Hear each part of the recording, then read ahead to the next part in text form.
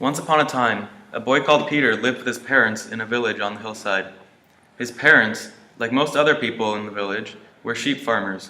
Everybody in the village took turns to look after the sheep, and when Peter was 10 years old, he was considered old enough to take his turn at shepherding. But Peter was too easily bored, and he found it very tiresome being on a hillside with only sheep for company. So he found ways to amuse himself, running up rocks, climbing trees, chasing sheep, but nothing really kept him amused for very long. Then he hit upon a brilliant idea. He climbed to the top of the tallest tree and started to shout towards the village, "Bear! Bear! Bear!" One of the villagers heard him and gathered all of the villagers, and armed with axes, hoes, and forks, they ran out of the village to chase away the bears and save their herd. Of course, when they got out there, they merely found Peter perched high up in his tree, laughing, and the sheep gazing peacefully.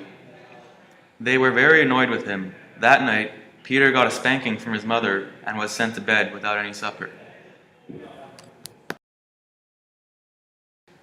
When everything was back to normal and people forgot about the incident, Peter managed to behave himself whenever it was his turn to mind the sheep, until one day he got really bored again. He picked up some sticks and running through where the sheep were grazing.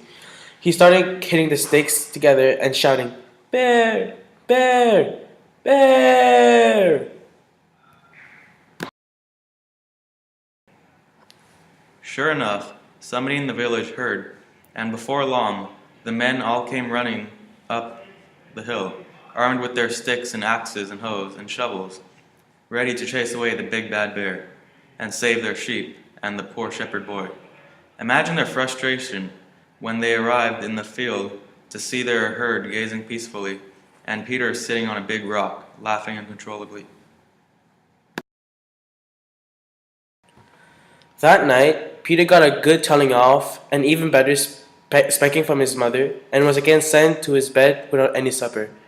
For a few days, people in the village went around mourning about Peter and his tricks, but before long things settled down again and life resumed its normal uneventual course, and Peter had to do his turn at shepherding again every now and then.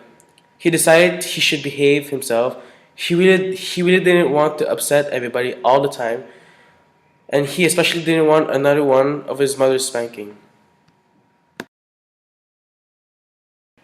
Then, one afternoon, when Peter was in the fields with the sheep, he noticed some of them were getting nervous. They started bleating and running hither and thither. Peter didn't know what was the cause of this strange behavior. Sheep were running all over and making even louder racket. He got worried and decided to climb a tree so he could see what was going on. He balanced on a sturdy branch and looked around. What he saw almost made him fall out of the tree.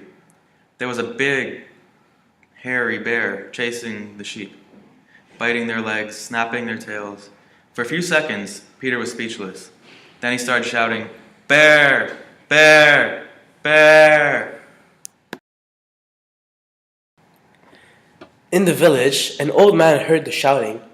"Oh no, not that Peter again," he said, shaking his head. "What's going on?" inquired another villager. "It's that Peter again. He just can't help himself." "That boy needs to be the center of attention all the time," said another. "Wait till his mother gets a hold of him," added yet another. Nobody believed that this time there really was a bear, and nobody got their hose out, or their axe, or their shovel. All the sticks were left in the sheds, and nobody rushed out to the hillside.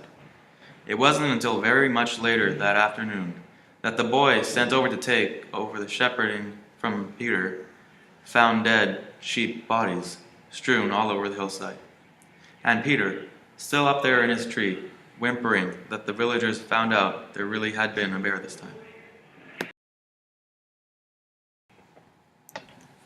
At last, Peter learned his lesson, that if you always tell lies, people will eventually stop believing you. And then when you're telling the truth for a change, when you really need them to believe you, they won't.